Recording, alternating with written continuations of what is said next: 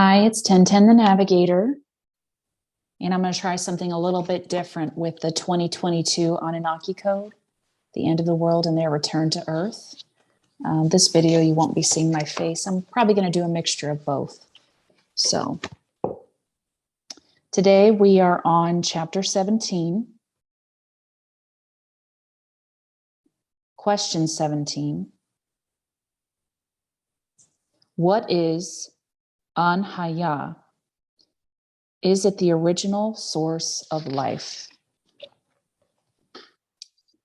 Origin, derived from the Anunnaki, An-Hayya'h, the numerical value, 1111, also Aleph, 111, meaning, as defined in the Anunnaki Encyclopedia, An-Hayya'h could be the most important word in the whole literature of the Anunnaki, Anunnaki, and Ulema, as well as in the written history of humanity, because it deals with 1.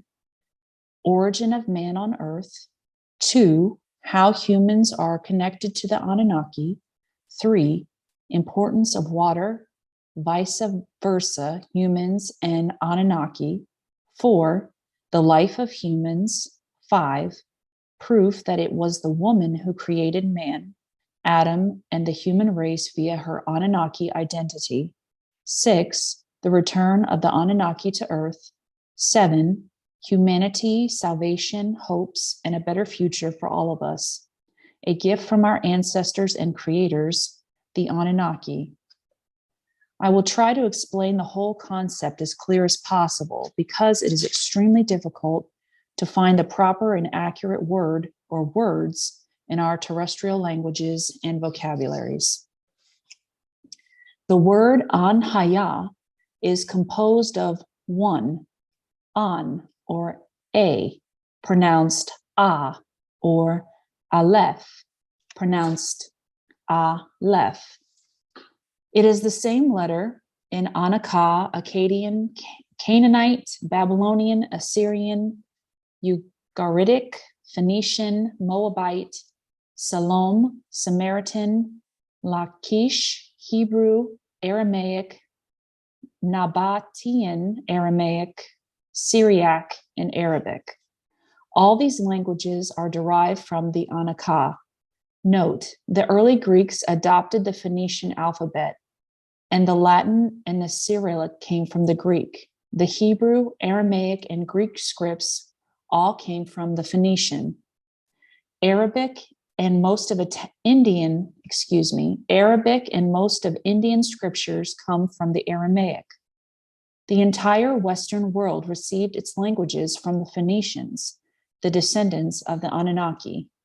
An in Anunnaki language means one of the following: 1, beginning, 2, the very first, 3, the ultimate, 4, the origin, 5, water. On earth, this word became Aleph in Phoenician, Aramaic, Hebrew, Syriac, and Arabic. Aleph is the beginning of the alphabet in these languages. In Latin, it's A, and in Greek is alpha. In Hebrew, the Aleph consists of 2 yods, pronounced yud. One yud is situated to the upper right and the other yud the lower left. Both yuds are joined by a diagonal vav. They represent the higher water and the lower water, and between them the heaven. This mystic Kabbalistic interpretation was given to us by Rabbi Isaac Luria. Water is extremely important in all the sacred scriptures, as well as the vast literature of scripts of extraterrestrials and Anunnaki. Water links humans to the Anunnaki.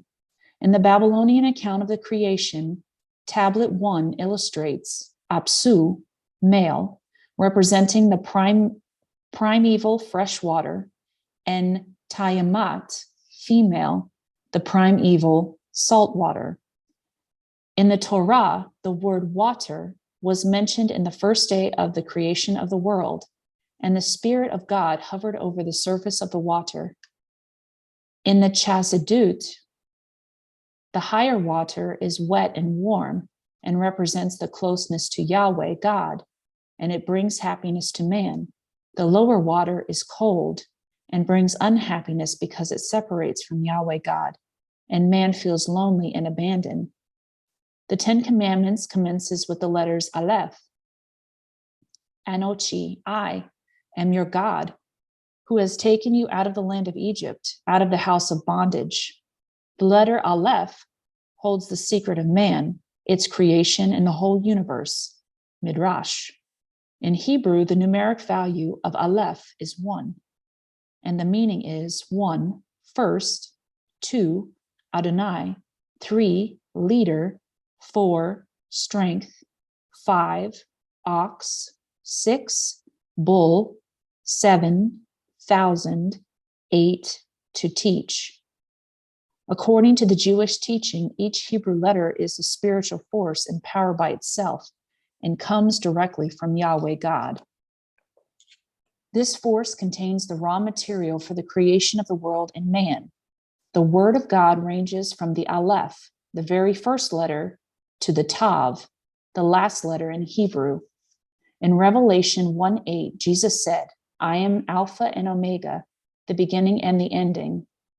In John 1:1-3, as the Word became Jesus, the Lord Jesus is also the Aleph and the Tav, as well as the Alpha and the Omega.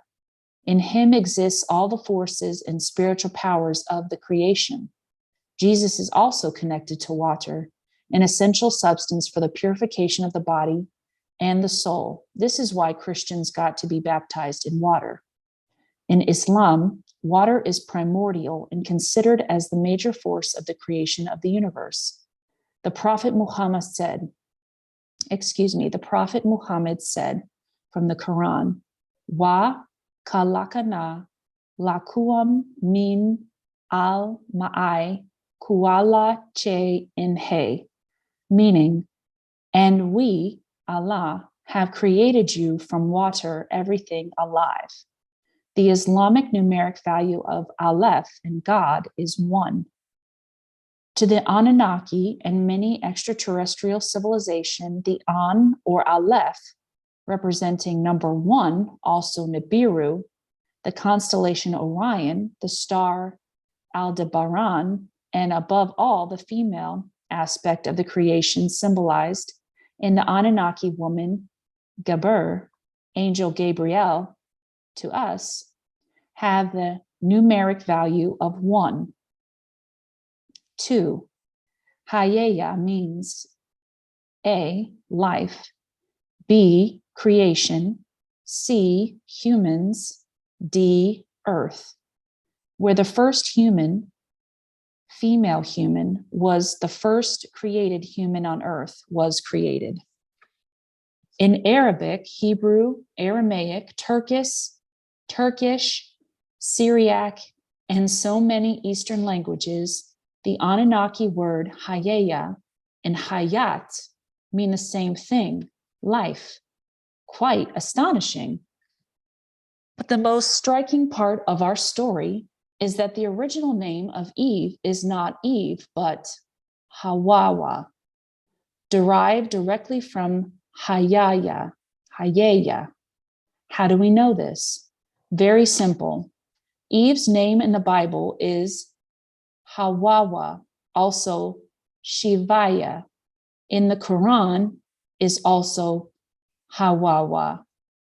In every single Semitic and Akkadian script, Eve is called Hawawa or Hayat, meaning the giver of life, the source of the creation. Now, if we combine the two words, An-Hayya'h or Hayat, we get this, beginning, the very first, the ultimate, the origin, water plus life, creation, humans, earth, where the first was created, woman. And the whole meaning becomes the origin of the creation, and the first thing or person who created the life of humans was a woman, Eve, Hawawa, or water.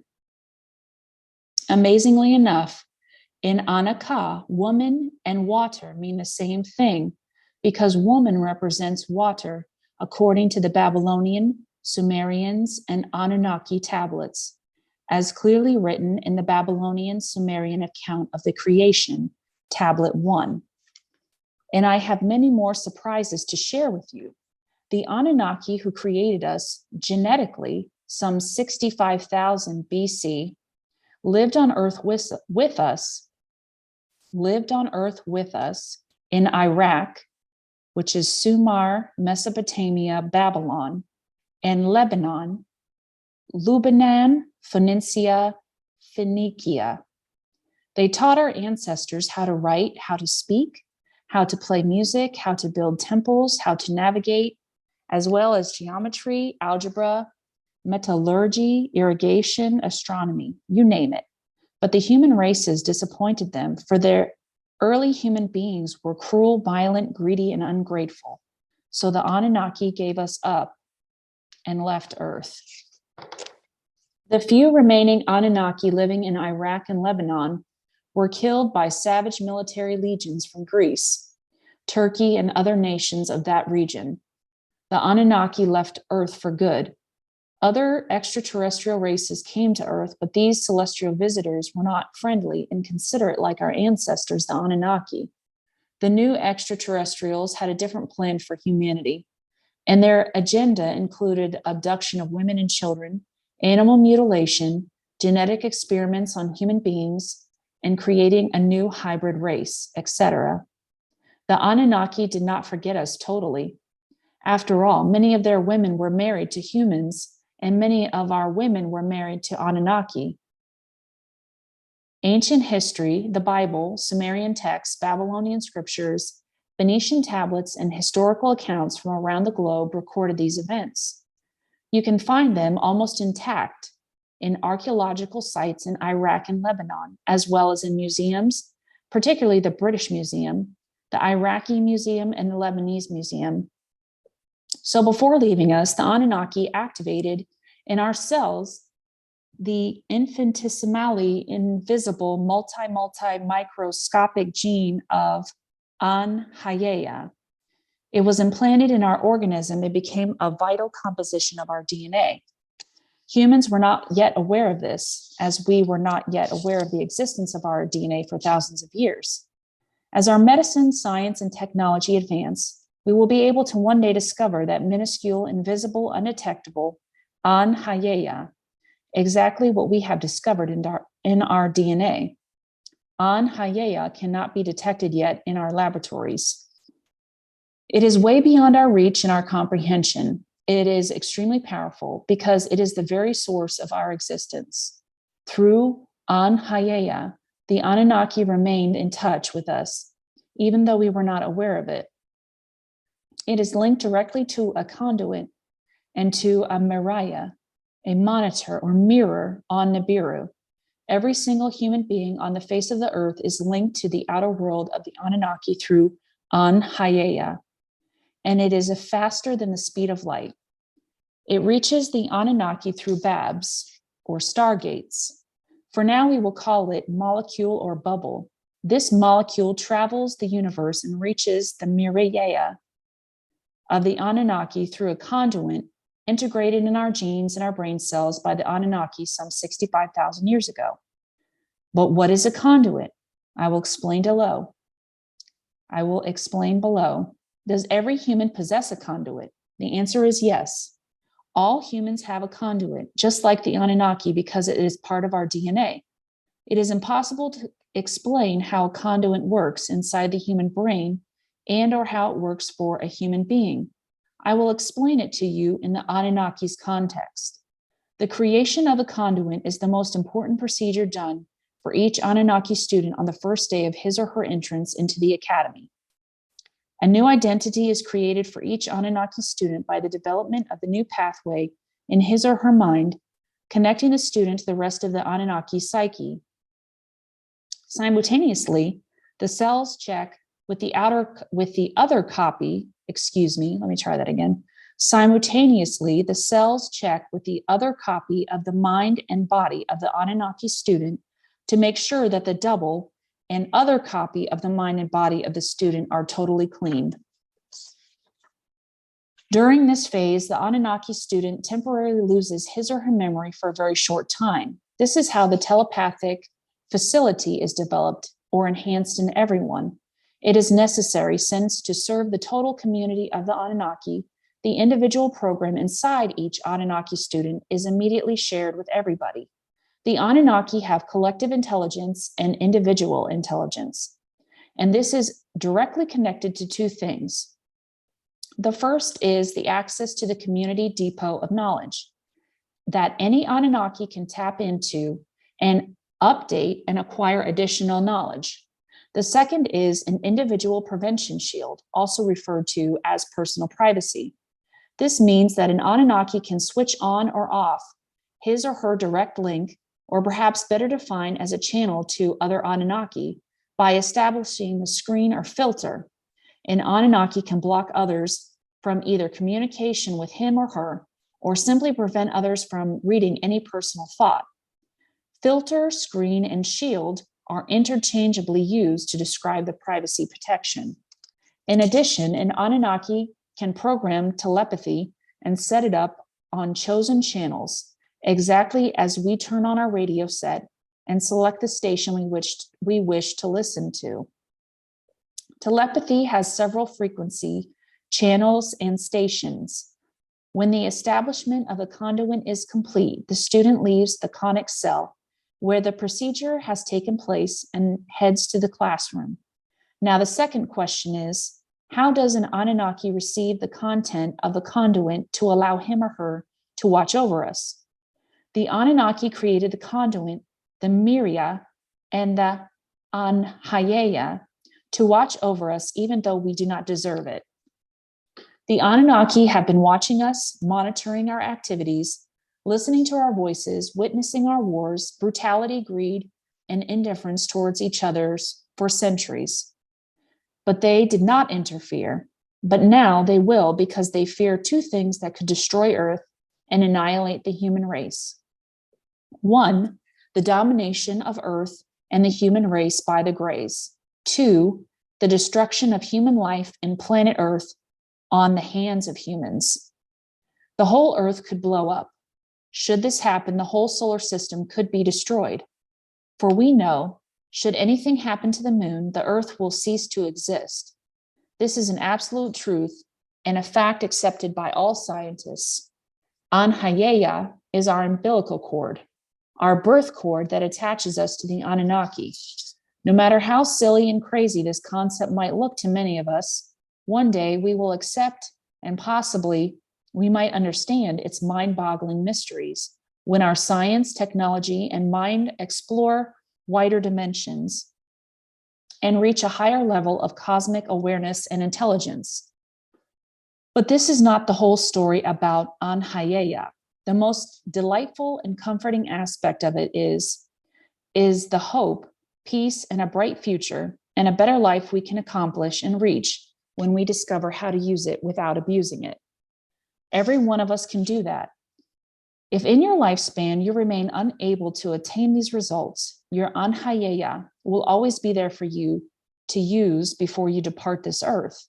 It will never go away because it is part of you. Without it, you can exist. Just before you die, your brain, out of the blue, will activate it for you. Seconds before you leave Earth, not your body, not your soul, your mind will project the reenactment of all the events and acts, bad and good in your life, past, present, and future, and zoom you right toward your next non-physical destination, where and when you judge yourself, your deeds, your existence, and decide whether you wish to elevate yourself to a higher dimension or stay in the state of nothingness and loneliness. No, you will not return to Earth, nor your soul will migrate to the other soul or another body, because the Anunnaki do not believe in reincarnation or return to Earth. Earth is the lowest sphere of existence for humans. Thus, you are always connected to the Anunnaki in this life and the next one. Code, use according to the mythology and esotericism. Because it is the source of life, An-Hayya'h is a word entered the sacred language of the intellect and communication medium of the enlightened teachers. It was pronounced 7 times at the beginning of each Ijatima, or reunion of the elders. Some believe that the first letter of this word, he, not an, had supernatural healing powers. Talismans were created to hold the he. Talismans were created to hold the he. The Templars of the islands of Malta honored it and engraved it on their swords. The Phoenician, Jewish, Aramaic, Arabic he, if illustrated as 2 letters, it creates the shape of an esoteric rose. And the rose was the early secret and esoteric symbol of many secret learned societies and crusaders who were searching for the philosophical stone in Palestine. The benefits. No pragmatic visible application. However, it could facilitate negotiation between sympathizers of the occult and practitioners of al-Sihir. The legendary alchemist Nicholas Flamel used it in many of his metal transmutation formulas. Allegedly, the word he was found on a measuring tape retrieved at the UFO crash site in Roswell. If you join the 2 ends of the letter, you get the sign of the infinity. You can do that just by drawing a straight line between the top and the bottom of the letter. Many historians believed for centuries that the infinity sign was a Greek symbol. The truth is, the infinity sign is a numerical form for 2 parallel words. The Oma used it as a mental stimulus for extraterrestrial entity plasmic apparitions. According to the book of Ramadosh, the converted he letter in the possession of an honorable person creates wealth and opportunities for prosperity. In tarot, the magician begins to work under the sign of infinity. Using the infinity sign, the magician of the tarot make financial difficulties disappear. If you draw the he twice side by side on a candle, you will increase your chances of financial success. It appears as a ridiculous story for the rational person, and I totally agree. Ironically, 3 out of 4 scientific persons I knew and ridiculed the whole idea tried it at least once. And that's the end of chapter 17. Thank you.